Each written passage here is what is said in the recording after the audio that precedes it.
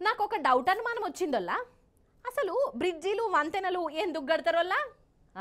ఇదేం దిక్కుమాలిన డౌటు జనాల కోసం బస్సులు కార్లు బండ్లు పోయేటెందుకు చెరువులు నదులు దాటేదెందుకు అని అంటారా కాదు కాదు బీహార్ బ్రిడ్జిలను చూస్తే అసలు అట్లా అననే అనరోల్లా ఏమంటారో ఎరికేనా బ్రిడ్జిలు కట్టేది కూలిపోవడానికే తప్ప జనాల కోసం కానే కాదు అని అంటారు అంత లావైతే అగ చూడండి మీరు 1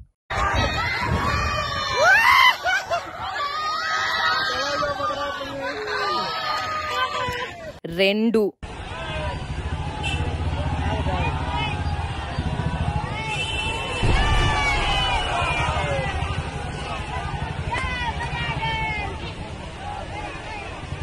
3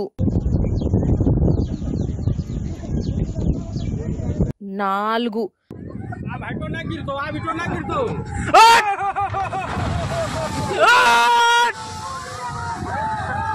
అయ్యయ్యో 5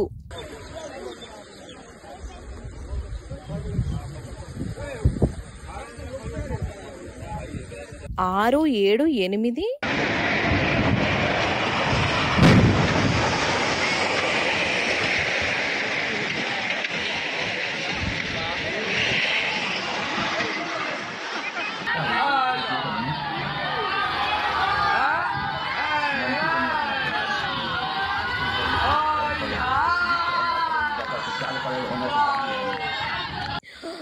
ఓయమ్మనే 9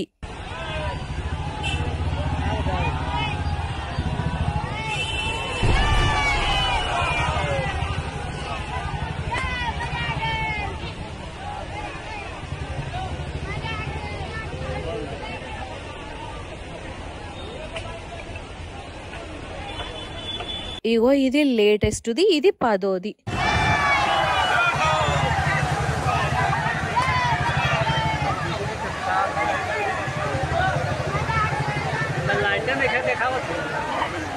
చూసిర్రా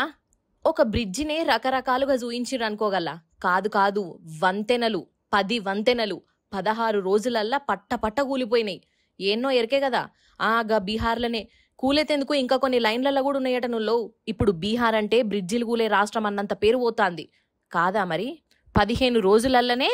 16 రోజులు 10 వంతెనలు కండ్ల ముందే ఇగో కూలిపోతున్నాయి ఎందుకు కూలిపోతున్నాయో మీకు నేను సపరేట్గా చెప్పాలనా అగో బీహార్ పిల్లగాడే ఇంకో బ్రిడ్జ్ కాడికి పోయి మరి పూసగుచ్చినట్టు అరటిపండు ఒలిచినట్టు చెప్తాండు భాష అర్థం కాకున్నా ఈయన బాధనైతే అర్థమైతది చూడుర్రి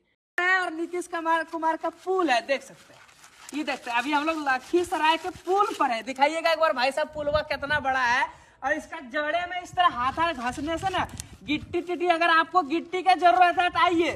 लखीसराय और इस तरह चुनिए और घर ढालिए अपना कहीं खरीदने का कोई जरूरत नहीं आइए ले जाइए गिट्टी చూసిర్రా ఇగో గిట్లా కట్టిర్రట సర్కారోళ్ళు ఓరై నాయన నువ్వు ఆ బ్రిడ్జి కింద గిట్లా చెప్తుంటే నాకు భయం అవుతుంది అది కూడా ఊలేటట్టే ఉన్నది నీ నెత్తి మీద పడేటట్టే ఉన్నది జర పక్కకైతే జరుగు మొత్తానికి 15 రోజులల్లా విజయవంతంగా వంతెనలు కూలిపోయినాయి అంటే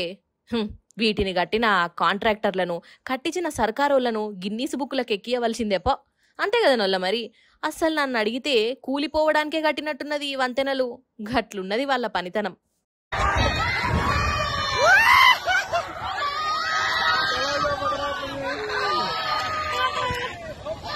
भाग